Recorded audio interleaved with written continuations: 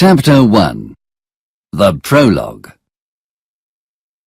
It's a beautiful day. The weather is good, the birds are singing, the grass is green, and there are flowers everywhere. Now, my story can begin. My name's Geoffrey, and today I'm going on a pilgrimage to Canterbury. I'm going to Canterbury with a group of people. We're going there together. I met these people yesterday at an inn in London. I arrived at the inn in the afternoon. I was very tired and hungry. "Good afternoon," I said to the man who worked at the inn. He was the innkeeper. "I'd like a room for the night. I'm going to Canterbury tomorrow. The road to Canterbury is long. I need to sleep well before I start." "Good afternoon," said the innkeeper. "Do you know that some other people are going to Canterbury tomorrow? They're staying here tonight." "I'd like to meet them," I said to the innkeeper. In the evening, I met the other people. The inn was big, and there was a lot of good food and drink. Everybody had dinner together, and the innkeeper gave good food to everybody. The innkeeper was a nice person. He was a very big man, and he enjoyed speaking to people. He was very good at his job. Everybody enjoyed their dinner. After dinner, the innkeeper spoke to the group. "You're a very nice group of people," he said. "I know that God will listen to your prayers. You're all going to the same place, so you must go to Canterbury together. What do you think?" "Yes, we can go together," I said. "And I want to go to Canterbury with you," said the innkeeper. "Now, we have to travel for a long time, and I think we can do something interesting. We can play a game. What do you think?" "Yes," said everybody in the group. "Tell us about this game." "Now, listen to what I have to say," said the innkeeper. "We'll go to Canterbury together, and every person will tell a story. I'll listen to every story. Then I'll tell you which story is the best." Everybody in the group wanted to play this game. "Very well," said the innkeeper, "and I will give something to the person who tells the best story. That person will have dinner at my inn, and I'll pay for the dinner." The people in the group were very happy, and they began to think of what story to tell. In the group, there was a knight. Everybody liked him, and he was always happy to help people.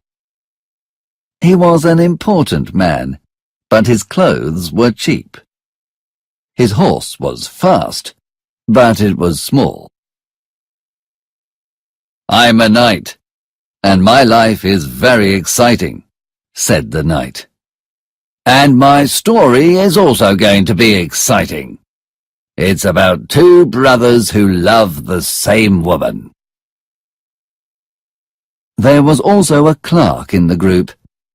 He was a nice man, but he didn't speak very much. He liked reading and studying. That's all he wanted to do. He was very slim, and he didn't eat very much. And he liked books more than food. "I read a lot of books," said the clerk. "I don't want nice clothes or good food. I don't have much money. And I use the money I have to buy books. That's why I read a lot of stories. My story is very easy to understand. But it's not boring. I think everybody will enjoy it. It's about a king who has many secrets.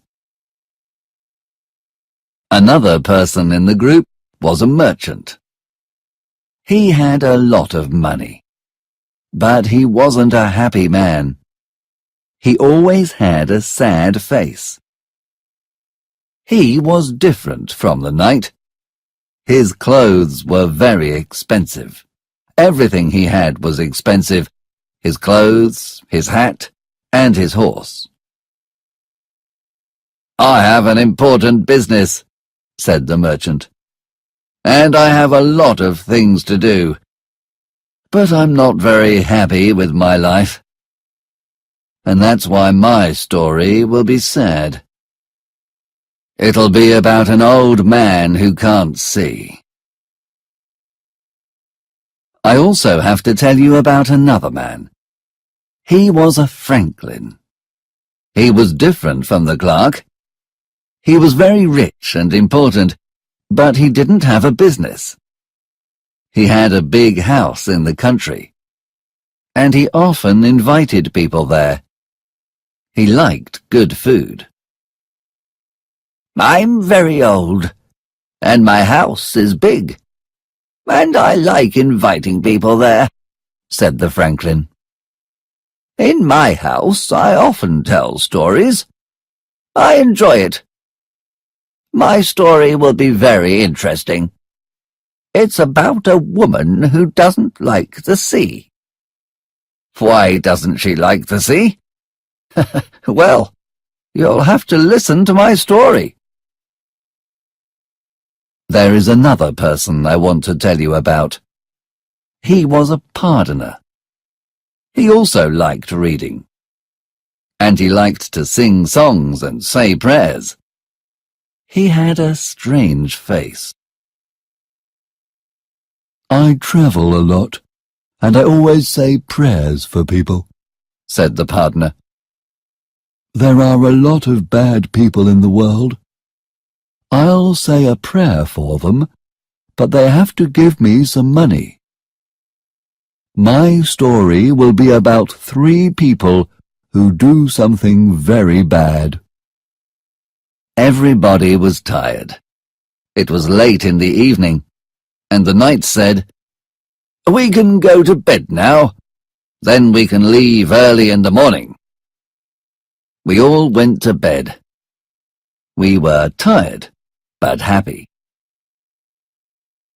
Early next morning we got up, and then we left for Canterbury on our horses. We were slow, and after many hours we came to a place called St. Thomas, and we stopped there. We sat down, and then we had something to eat. After eating, the innkeeper said, "Listen, do you remember what we said last night?" "Of course," said the knight. "Well," said the innkeeper, "who wants to begin? Who wants to tell the first story?" "I'm happy to tell you my story," said the knight. "I think you'll enjoy it. It's very exciting." And then the knight began to tell his story. Chapter 2. The Knight's Tale. "My story is about 2 brothers," said the knight. "Their names were Palamon and Arcite, and they were knights. The brothers were from a city called Thebes. They did everything together. They weren't only brothers, they were also friends. But they were very sad. They were sad because they didn't live in Thebes anymore. They lived in Athens. And they didn't live in a house. They lived in a prison. They couldn't leave the prison, and they couldn't speak to anybody. Every morning, they looked out of the prison window. From their window, they could see a beautiful garden. One morning, Palamon woke up, and then he looked out of the window. But something was different. There was a woman in the garden. Her name was Emily. She was the daughter of the king of Athens. "Look," said Palamon. "That woman is beautiful. Oh, I'm in love. Arcite, come here. Look." Arcite went to the window, and he saw the woman. "Yes, you're right. She is beautiful," he said. "One day, I'll marry her." "I saw her first," said Palamon. "You can't love her. You must help me." "No," said Arcite. "My love is perfect. You must help me." Arcite and Palamon both loved Emily, and they had the same conversation every day. "I love her." "No, you can't love her," was all you could hear from the small room, their prison. And then, one day, a friend of Arcite's visited the king of Athens. He wanted to speak to the king about Arcite. "Can he go home?" asked Arcite's friend.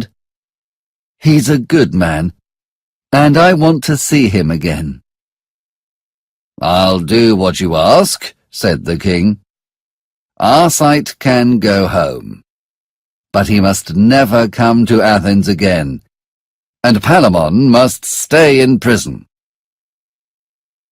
Arcite went back to Thebes, but he wasn't happy. "I'm going home," thought Arcite, "but I can't see Emily. Palamon can see her in the garden. It's better in prison." But Palamon was sad as well. "Arcite, you can go back to Athens," he thought. "You can fight the king of Athens, and you can marry Emily. I have to stay in this prison." In Thebes, Arcite was very sad. He didn't sleep or eat very much. "I'll wait for 2 years," thought Arcite, "and then I'll go to Athens again. Nobody will know me. I'll wear different clothes. I'll change my name. And I'll find a job. I'll be a servant in the king's house. And then I'll see Emily." And that's why, after 2 years, Arcite went back to Athens. And soon he was the king's servant. The king liked Arcite because he was good at his job. One day, Arcite went to a forest near Athens, and he sat near a tree. "What can I do?" said Arcite. "I'm the king's servant. I'm near Emily, but she doesn't know who I am. I want to die." Then a man spoke to Arcite. It was Palamon. "Hello, brother. It's me," said Palamon. "Stop thinking about Emily. Only I can love her." "Palamon, it's you," said Arcite. "Why aren't you in prison?" "The king sent me home yesterday, but I'm not going home. I want to find Emily." "Well, I'll fight you for Emily," said Arcite. "But not today. We're knights, remember? We must do things in the right way. Tonight, I'll bring some food, and then tomorrow we'll fight." "All right," said Palamon. And so the brothers said goodbye. On the next day, they met in the forest, and then they started fighting. On the same day, the king was also in the forest. He was with Emily. And he saw Palamon and Arcite. "Stop," said the king. "What are you doing? Stop now." "Kill us," said Arcite. "Now I'm your servant, and before that I was in your prison. My name is Arcite, and this is my brother Palamon. We're fighting because we both love Emily." "Then you must die," said the king. But Emily stopped the king. "Please don't kill them," she said. "They're fighting for love." "Well," said the king, "you're right, Emily. But only one of them can marry you. Palamon, Arcite, come back to the forest next summer. Bring 100 knights, and then you'll fight for Emily. Now go." Soon it was summer. Palamon and Arcite came back to Athens. They both had 100 knights, and they were ready to fight the next day. That night, Palamon had a dream. In his dream, a woman said, "I can see you. You are marrying Emily." On the same night, Arcite also had a dream. In his dream, a man said, "I can hear you. You are saying, 'Hooray! Emily will be my wife.'" Which dream was right? Well, now I'll tell you. In the morning, everybody came to the forest. The knights were ready, and they began to fight. After 3 hours, Emily was worried. "They're fighting for me. Who's going to be my husband? When will they stop?" And then, after many hours, they did stop. Palamon was very tired. "Stop," he said. "I can't fight any more." "Stop fighting," said the king. "Arcite will be Emily's husband." "Hooray!" said Arcite. "I'm very happy. Emily will be my wife. I must go to her and—" But then Arcite stopped speaking. He didn't feel very well. People came to help Arcite. "I'm not well," said Arcite. I can't feel anything. I'm dying. This is the end. Goodbye, Emily, my love. Goodbye, Palamon, my brother." And then Arcite died.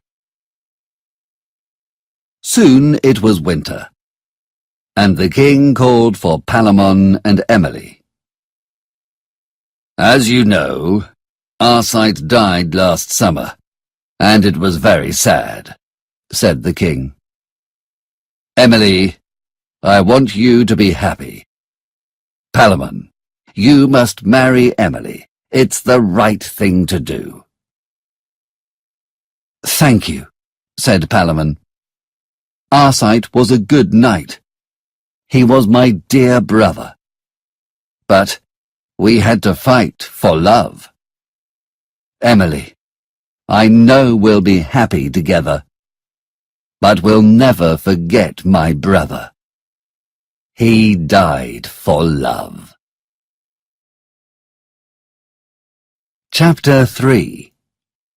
The Clerk's Tale. The clerk was the next person to tell his story. "I have an interesting story," he said. "It's about a king called Walter. He was the king of Salluce in Italy. Walter wanted to marry a woman, But only he knew the name of this woman. It was his secret. The woman's name was Griselda. She was young and beautiful, and she was very nice.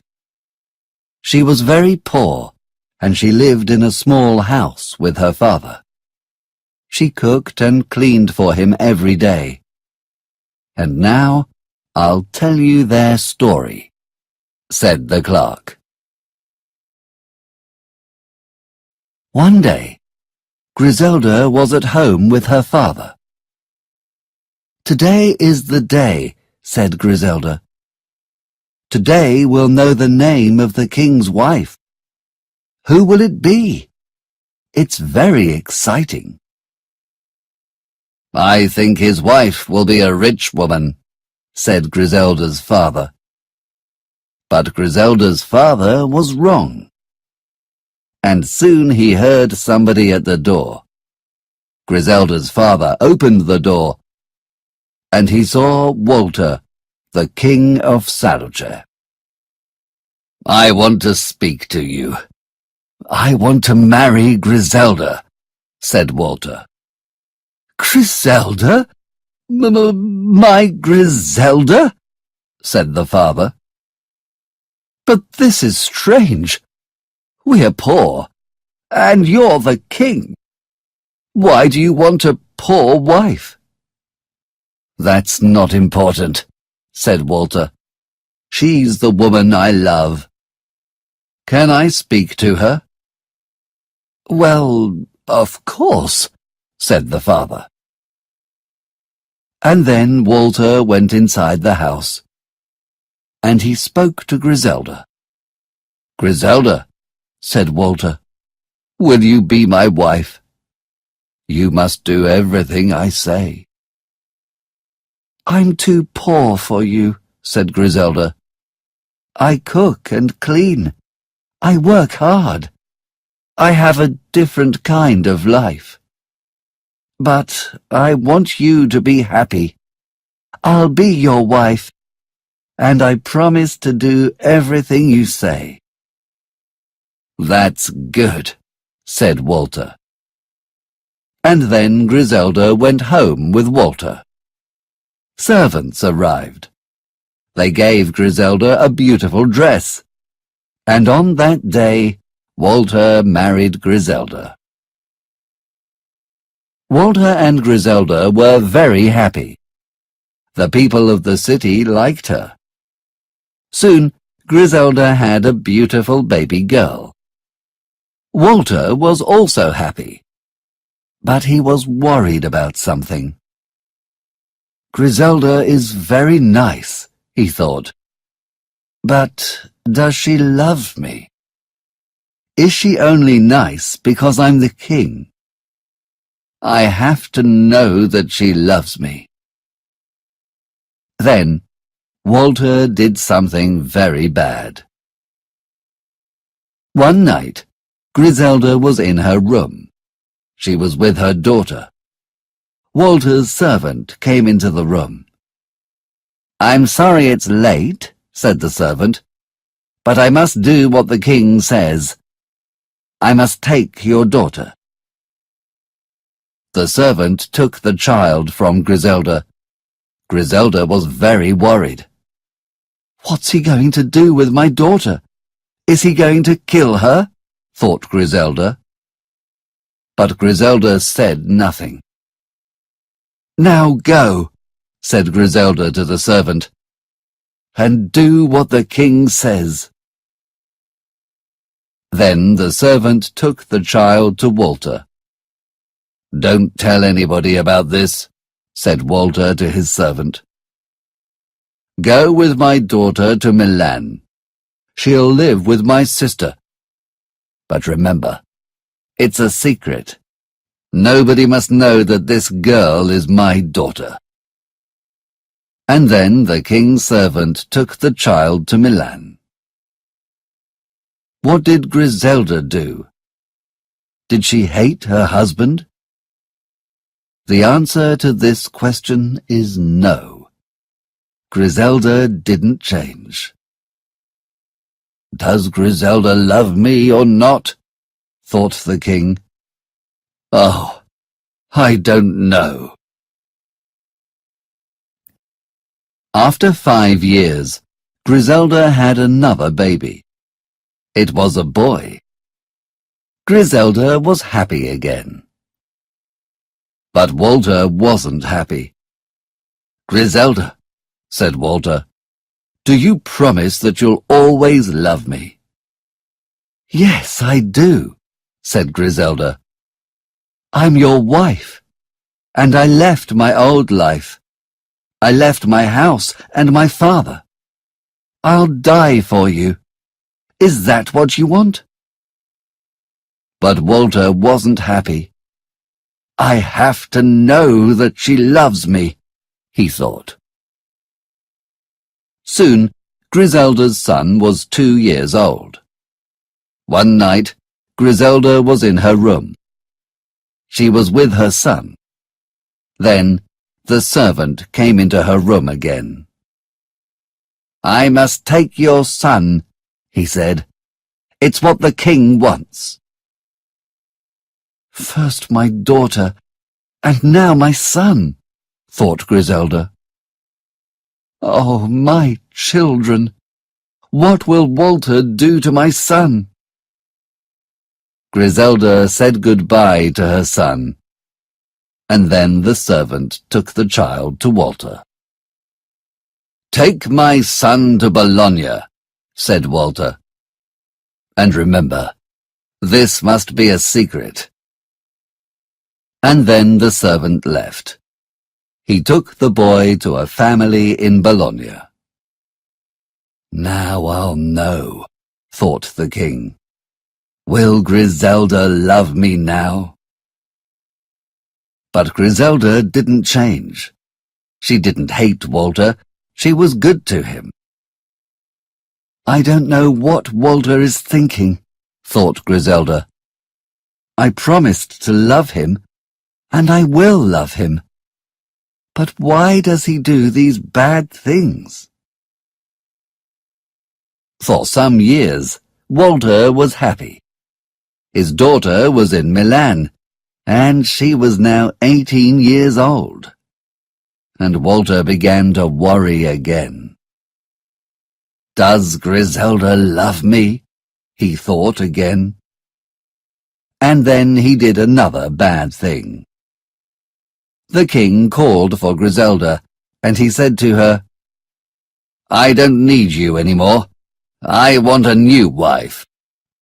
Griselda said nothing, and then she left Walter's room. Walter then spoke to his servant. Bring me my son and daughter, he said. But it must be a secret. Don't tell anybody who these children are. I'll say to everybody that I'm going to marry the girl.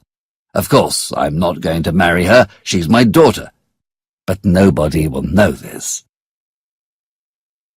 That afternoon, Walter spoke to Griselda again. Griselda, a poor woman can't be my wife. I was wrong, he said.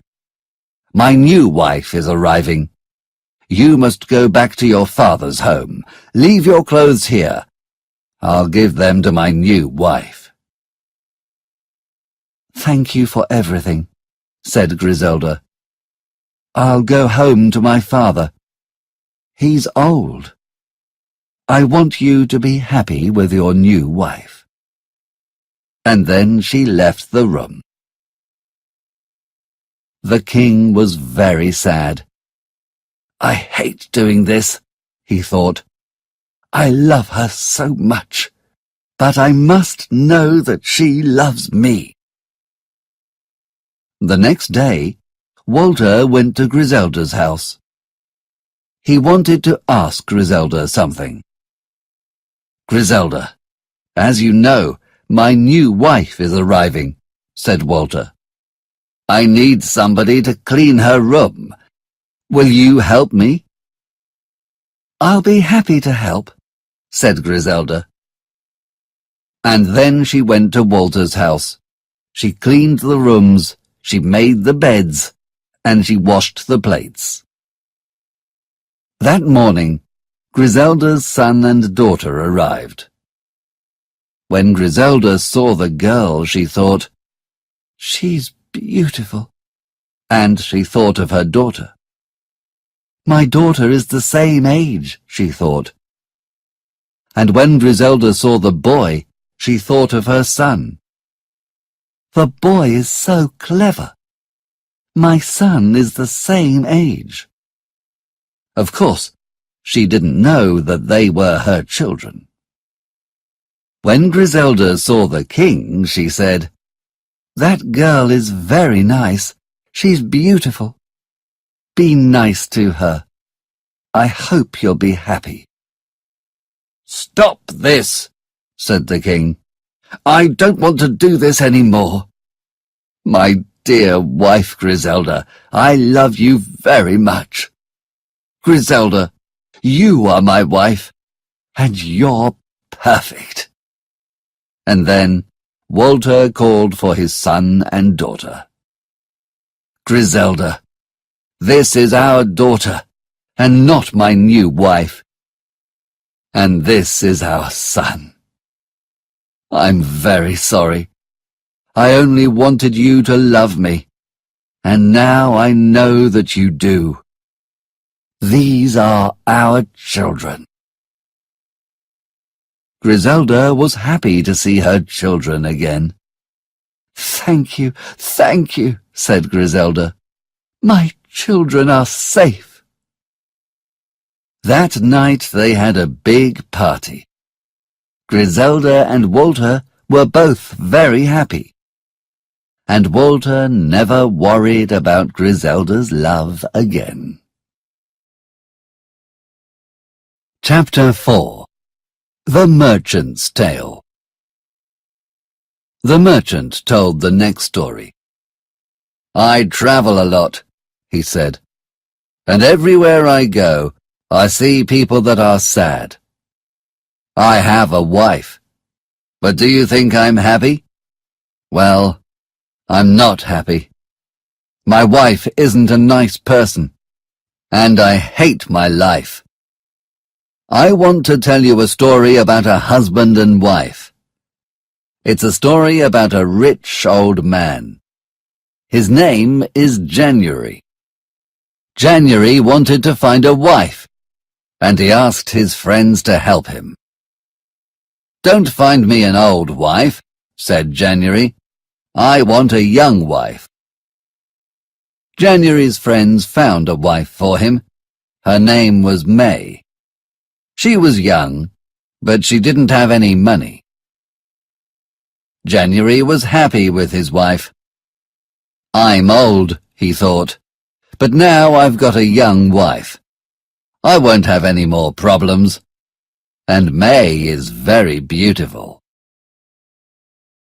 But there was another person who thought that May was beautiful. It was January's servant. His name was Damien. Damien thought of May all the time. He didn't sleep very much. He didn't want to eat. He loved May. And now he had to see her every day with January. Soon Damien wasn't well. He didn't want to go to work anymore, and he stayed in bed. In bed, he wrote a letter to May. Then he put the letter in a small bag. That evening, January went to dinner. "Where's my servant Damien?" he said. "Damien isn't well," said another servant. "He's in bed now." "I'm sorry about that," said January. "He's a good servant. He works hard. I want to speak to him." After dinner, May and January visited Damien. May went to see Damien first. She sat next to him. "How are you?" asked May. Damien didn't say anything. He took the letter out of his bag, and then he gave the letter to May.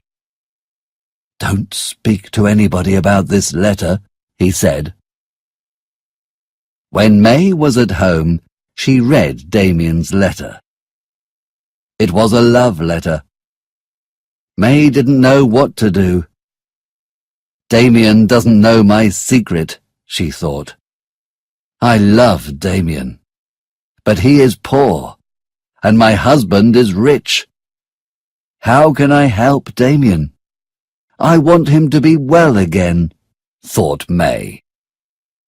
May wrote a letter to Damien, and then she visited him again.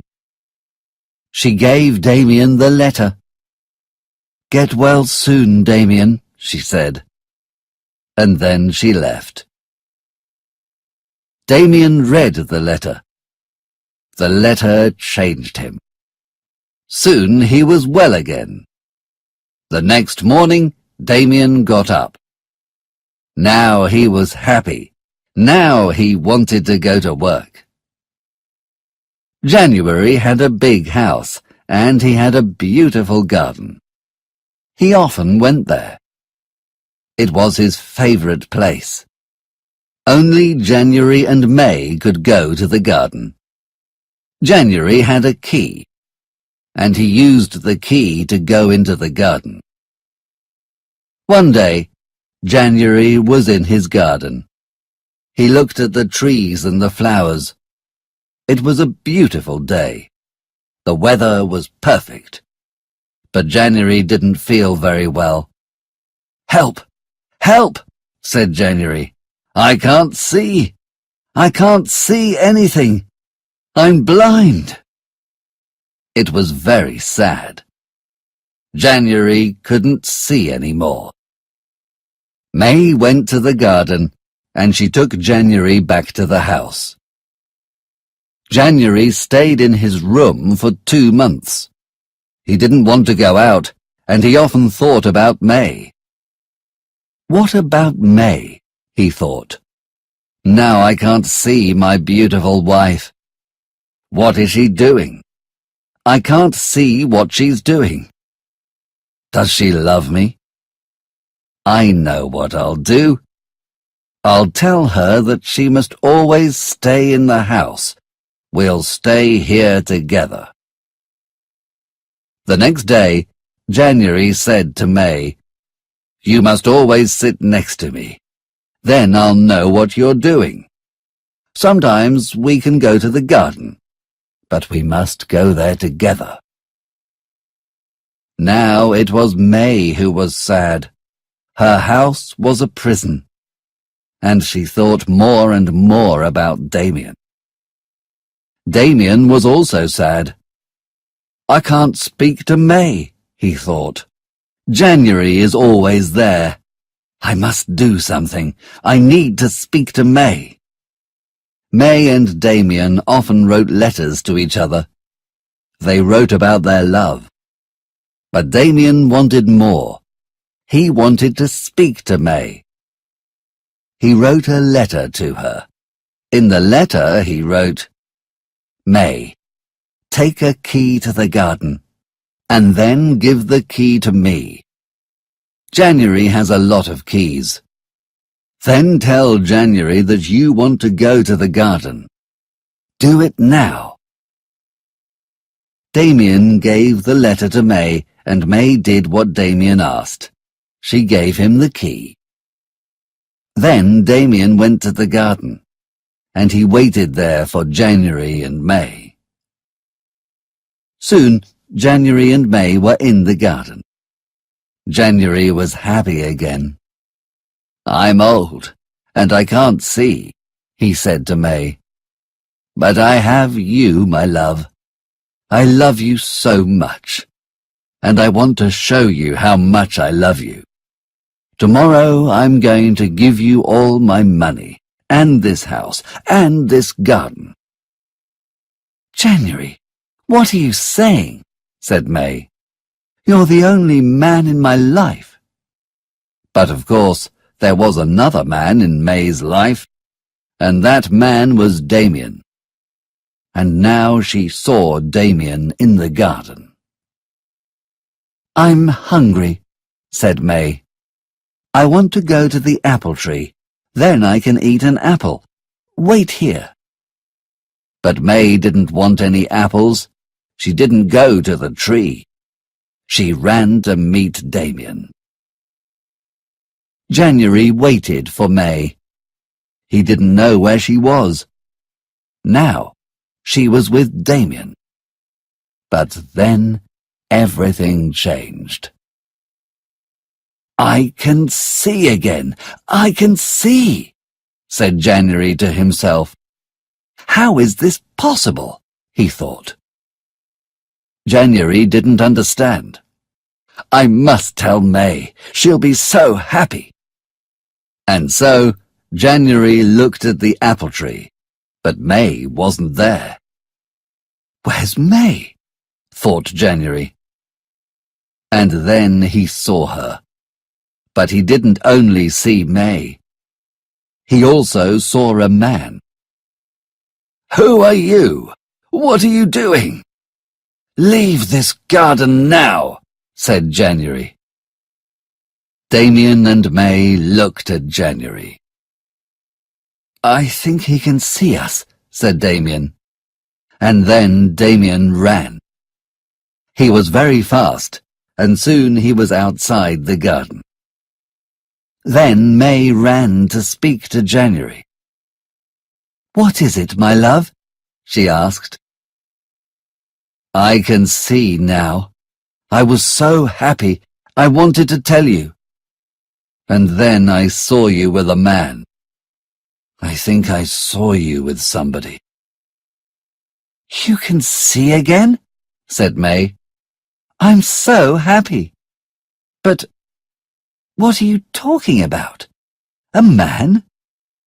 You can look everywhere in this garden, but you won't see a man, because there is no man." "I was so excited that I could see again," said January. "I think I saw something that wasn't there, but I thought there was somebody with you." "There was no man," said May. "Nobody can come into the garden. I want to go back home, my love. Then you can sleep. You're tired." "Yes, you're right," said January. "Of course there wasn't a man. Nobody can come into the garden. I want to go home now. We have to tell everybody. We'll have a party. Isn't it great? I'm not blind. I can see again." "And here my story ends," said the merchant. January was happy. He could see again. But there was something that January couldn't see. He couldn't see that May didn't love him, and that May loved Damien. January wasn't blind anymore, but love is always blind. Chapter 5. The Franklin's Tale. Everybody in the group was tired. It was the end of a long day. They were ready to listen to the Franklin story. My story is also about a husband and wife, but this story is different from the merchant's story. In my story, love is not blind. The husband and wife in my story are in love. The wife's name was Dorigen. She loved her husband very much. The husband's name was Arviragus. He was a knight. They lived in France. But when I start my story, Arviragus was in England. Dorigen was very sad. She thought about her husband every day, and she stayed at home. Arviragus wrote a letter to Dorigen. "Don't worry, I'll come home soon," he wrote. Dorigen read the letter. "I don't want him to come back soon. I want him to come back now," she thought. "But I must go out. I must try to be happy." And so Dorigen started going out. Her house was near the sea. She often went for a walk there with her friends, and she always wanted to look at the sea. "Where is the boat," thought Dorigen, "that will bring me my husband?" And sometimes she looked at the big black rocks in the sea. "I don't like the sea," said Dorigen to her friends. "Look at those black rocks. They're dangerous." Dorigen's friends were very worried. "You must stop thinking about those dangerous black rocks," they said. And so Dorigen's friends took her to a dance. But she didn't want to dance. At the dance there was a man called Aurelius. He loved Dorigen, and he wanted to speak to her. "Dorigen, you don't know me very well. My name is Aurelius. You're so beautiful. Is there a place in your heart for me?" Dorigen looked at Aurelius and said, "No, there isn't. I'll always love my husband." "But what will I do? I need you," said Aurelius. "I'm sorry," said Dorigen. "But," said Aurelius, "is there anything I can do?" Well, I want the black rocks in the sea to disappear. Do this, and then there will be a place in my heart for you." "But that's not possible," said Aurelius. "Nobody can do this." "I know," said Dorigen. Aurelius went home. At home he said a prayer. "Help me," he said. And then he went to bed. And he stayed at home. He never went out. He didn't want to see anybody. Soon Dorigen's husband came home. Dorigen and Arviragus were together again. Aurelius was at home. He was always at home. One day, Aurelius read an interesting book. It was a book about magic. "I can use magic? With magic, the black rocks will disappear," thought Aurelius. "I know a man in Orléans. His name is Simon. He's famous for his magic. I can ask him to help me." The next day, Aurelius went to Simon's house. "Hello," said Simon. "Have dinner with me, and you can tell me everything." At dinner there was every kind of food. There was meat, fish, fruit, and vegetables. They ate, and Aurelius told Simon his story. Simon listened to the story, and then he said, "It's true that I sometimes do magic, and now I'll do some magic for you." And then the food on the table disappeared. Aurelius was very happy. "Can you help me?" said Aurelius, "with the black rocks?" "Yes, I can," said Simon, "but it'll be expensive. You have to pay me £1,000. "That's a lot of money," said Aurelius. "But all right, you must be quick. I want to go home tomorrow." In the morning they went back to Aurelius's house. Simon started work, and after 2 days he was ready. "Aurelius," he said, "we can go and see the black rocks." They went to the sea, but when they arrived, the black rocks weren't there anymore. "Oh, thank you so much," said Aurelius. "I must show this to Dorigen." The next day, Aurelius met Dorigen. "Hello, Dorigen," he said. "Do you remember our conversation about the dangerous black rocks? Do you remember what you promised?" Please tell me that you remember."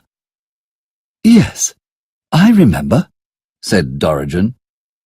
"Well," said Aurelius, "the black rocks aren't there anymore. Come and see." When they arrived, Dorigen looked at the sea. And then she said, "But how can black rocks disappear? What can I do? I have to speak to my husband." And then she ran back home. When Dorigen arrived home, she started to think, "I made a promise, and promises are important. But I'll never do anything bad to my husband. What can I do?" For 2 days, Dorigen thought about her problem. "What can I say to my husband?" she thought. Then Dorigen spoke to her husband. She told him everything. "Don't worry," said Arviragus. "You did nothing wrong. But you promised this to Aurelius, and that's why you must leave me." "But I love you, Arviragus," said Dorigen. "Oh, what can I do?" Dorigen went to a garden. She needed to think. When she was in the garden, a man spoke to her. "Hello. Where are you going?" It was Aurelius. "I don't know," said Dorigen. "My husband says I must leave him. The black rocks aren't there anymore, and I promised to be with you." Dorigen was very sad. Dorigen stopped speaking. And then something changed inside Aurelius's heart.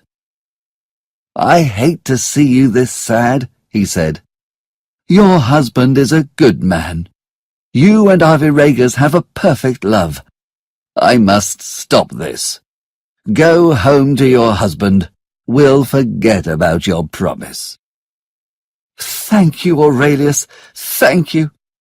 "Oh, I'm so happy," said Dorigen. And then she went home to tell her husband. Then Aurelius remembered something. "I have to pay Simon £1,000, and I only have £500. What am I going to do? I'll bring him £500. I think he'll understand." Aurelius went back to Simon's house. Aurelius was very worried. "Simon won't be very happy," he thought. "Hello," said Simon. "Do you have my money?" "I can give you £500, said Aurelius. "Why don't you pay me everything? I did everything you asked of me, didn't I? The black rocks disappeared." "Yes, they did," said Aurelius. "And I'm very sorry about the money." And then Aurelius told Simon everything. He told him about Dorigen and Arviragus. He told him about their perfect love. "You're all very good people," said the man. "You did a very good thing. You have a good heart. And I want to be good as well. You forgot about Dorigen's promise, and so I'll forget about the £1,000.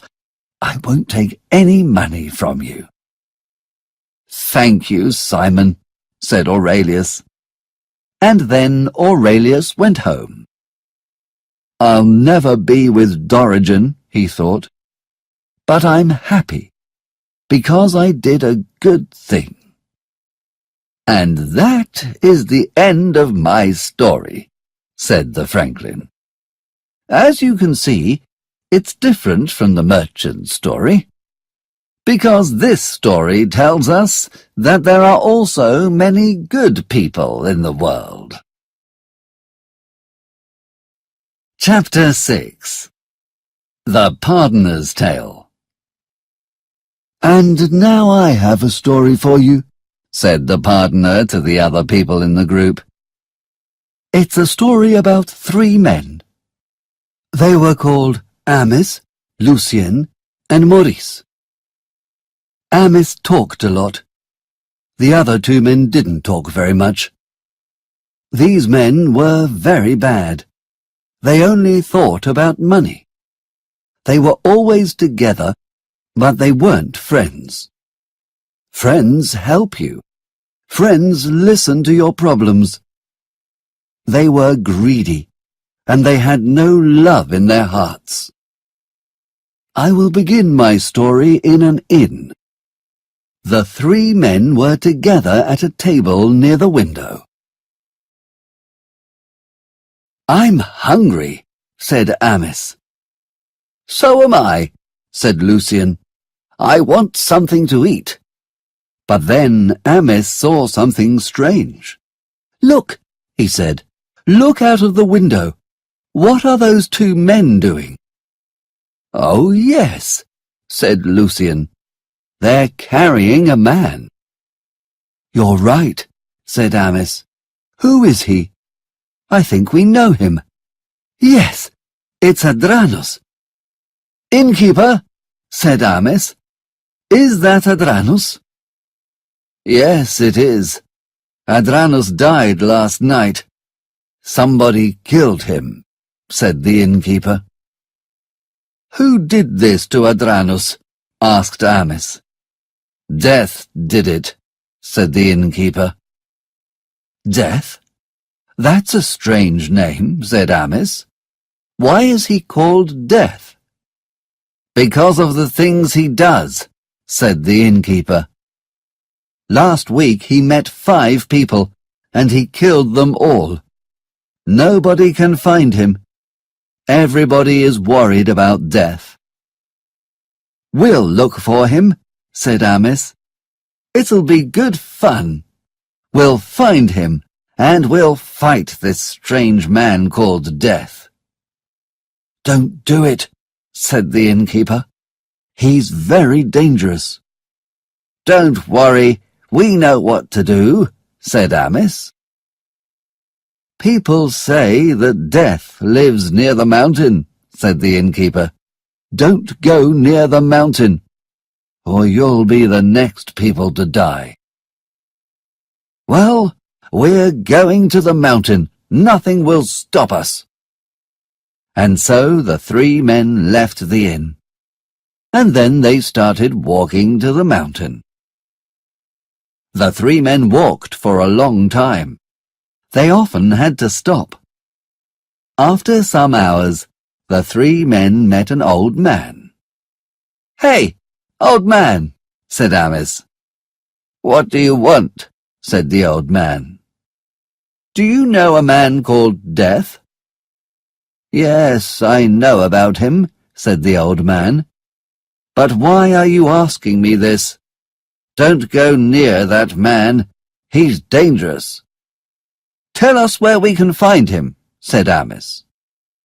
"Nobody knows where he is," said the old man. "But people say he often goes to a place. They say he puts his money there." "Money?" said Amis. "Where is this place?" "Before you walk up the mountain, there's a very old tree. It's near the road that goes to the mountain. Sometimes he goes there. They say he's got a lot of money." "I think I know where this tree is," said Amis. "We can go there now." "No, stop," said the old man. But it was too late. The friends wanted to find the tree. After 2 hours, they arrived at the place, and they saw the tree. "I want to look for the money now," said Amis. "Do you remember? The old man said that Death put it here." They looked for the money, and soon they found it. It was under a small rock. There was a lot of money in a big bag. The bag was very difficult to carry. "Here it is. Look how much there is. We're rich," said Amis. "Hooray!" they said. "We've got a lot of money." They were very excited. "I want to get something to eat and drink," said Amos. "Okay," said Lucian. "We can go to the town and buy something." "But wait," said Amos. "Two of us must wait here with the money. Maurice, you go to the town. We'll wait for you here." "Okay," said Maurice, and he went to the town. The other two men waited under the tree. After an hour, Amos thought of something. "Listen," said Amos. "There's a lot of money in that bag." "Yes, you're right," said Lucian. "There's about £600. That's £200 each." "Yes, but I think we can have £300 each." "How?" said Lucian. "Well, we can kill Maurice when he comes back. Then we'll have more money." "Yes, I want to do that," said Lucian. And then the two men waited for Maurice. Maurice was near the town, and he started thinking. "Well, there's about £600 in that bag. That's about £200 for me. £200 is a lot of money. But £600 is much more. £600 will change my life. I know what I'll do. I'll kill Amos and Lucian. Then I'll have all the money." 10 minutes later, Maurice arrived at the town. He bought some food and drink, but he also bought some poison.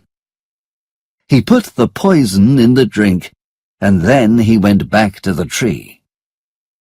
It was getting late when Maurice arrived. "Amos, Lucian, I've got the food and—" And they were the last words that Maurice spoke, because then Amos and Lucian killed him. "And now we have more money," said Amos. They didn't worry about Maurice. The two men were happy. They drank together. Soon the poison was in their bodies, and after 1 minute, the poison killed them. "That's the end of my story," said the partner. "The three men wanted to fight death. They were greedy, and that's why they died. I want you to remember this story when we arrive at Canterbury, and when we say our prayers." The others thought it was a very good story. And then the people in the group thought about all the stories. There were a lot of things to think about. And, after 4 days, Canterbury was very, very near.